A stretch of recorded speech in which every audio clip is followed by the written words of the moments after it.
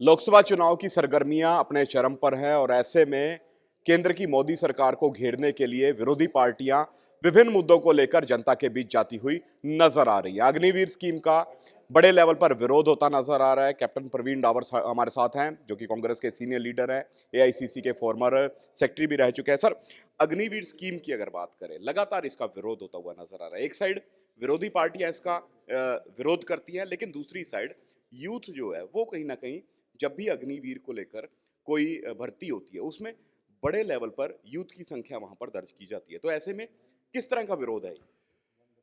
देखिए, यूथ तो अपना नौकरी लेने के लिए आएगा ही आगे। जी। देश में इतनी बेरोजगारी है, वो तो आएगा ही। जी। लेकिन जैसे मैंने बताया कि अगर रिक्रूटमेंट के लिए पहले 30 लाख लोग आ रहे थे, जी। अब सिर्फ 10 लाख आ रहे हैं। जी। तो ये जो 20 लाख लोग नहीं आगे आ रहे हैं, ये कहाँ गए? ये नहीं आप कोशिश कर रहे, और इससे नुकसान किसका हो रहा है? फौज का ही नुकसान हो रहा है ना, क्योंकि ये 20 लाख में से कोई ऐसे होते जो इन 10 लाख जो अब आगे आ रहे हैं उनसे बेहतर होते, लेकिन वो नहीं आगे आ रहे हैं क्योंकि उनको मालूम, उनका इसका कार्य नहीं है। 4 साल के लिए कौन आना चाहता है? कई लोग तो आना चाहते हैं, उनकी मतलब आर्थिक स्थिति भी ऐसी उनकी होती है, तो वो तो आना चाहते हैं। लेकिन जो लोग कहते हैं कि भी मैं क्या हूँ, मैं 4 साल के बाद बाहर आ जाऊँगा, मुझे पेंशन भी नहीं मिलेगी, मेरे से कोई आज शादी भी नहीं करेगा, क्योंकि बहुत सारी महिलाएं हैं वो भी शादियाँ नहीं कर रही हैं अग्निवीरों से। कोई यार 4 साल में तू बाहर आ जाएगा तो हमारी देखभाल कौन करेगा? तो जो क्वालिटी है उसमें फ़र्क आ रहा है।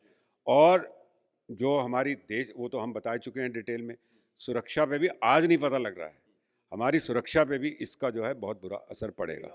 जब ये स्कीम शुरू की गई थी तो कहा गया था कि जो रिटायर होंगे 4 साल के बाद, उनको ये बेनिफिट जो है वो फौज की तरफ से मुहैया कराए जाएंगे। उसके बाद कोई भी रिटायर लेने वाला फौजी जो है, रिटायरमेंट लेने वाला, वो अपना सीधे तौर पर बिजनेस कर सकता है, किसी और एक्टिविटी में जा सकता है, और ऐसी कई और जो कह सकते हैं सिक्योरिटी सर्विसेज है जिसमें वो अप्लाई कर सकता है। इवन कि पुलिस में भी वो अप्लाई कर सकता है। तो ऐसे में कहाँ पर आप देखते हैं कि इसका नुकसान जो है वो यूथ को ज़्यादा है?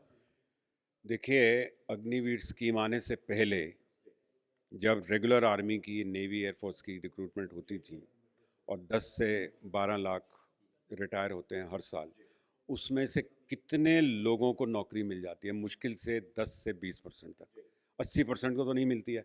वही हाल जो है अग्निवीर के साथ होगा। सबको तो नौकरी नहीं मिलेगी। सरकार कितना भी आश्वासन दे दे, सरकार पहले भी आश्वासन देती थी, रेगुलर आर्मी से जब लोग आते थे उनको भी आश्वासन मिलता था, कुछ एडजस्ट भी हो जाते थे पैरामिलिट्री फोर्सेस वगैरह में। मैं ये नहीं कह रहा हूँ इनमें से भी नहीं कुछ एडजस्ट ज़रूर होंगे, लेकिन ये होंगे 10, 15, 20% ज़्यादा ज़्यादा। 80% जो है वो फिर भी वंचित रह जाएगा किसी नौकरी के साथ, और इधर उधर वो भागेगा और उसका दुरुपयोग भी हो सकता है। इंडिया अलायंस में सब कुछ सही जा रहा है? इंडिया अलायंस में हमें कोई चिंता नहीं है। ठीक है, कल जो हुआ बिहार में, आप उसका मद्देनज़र आप ये सवाल पूछ रहे हैं, लेकिन मेरा ख्याल तो सब कुछ ठीक चलेगा। और अकेला बिहार नहीं, ममता बनर्जी कह रही हैं कि हम भी अलग चुनाव लड़ेंगे। पंजाब में आम आदमी पार्टी कह रही है कि हम कांग्रेस के साथ गठबंधन नहीं करेंगे, हम भी अलग चुनाव लड़ेंगे। तो ऐसे में कहाँ सब कुछ सही है? क्योंकि अगर अगेंस्ट चुनाव लड़ेंगी विरोधी पार्टियां, तो मुश्किल है स्टेट्स के अंदर एनडीए के जितने भी घटक दल हैं उनको कड़ी टक्कर दे सकते।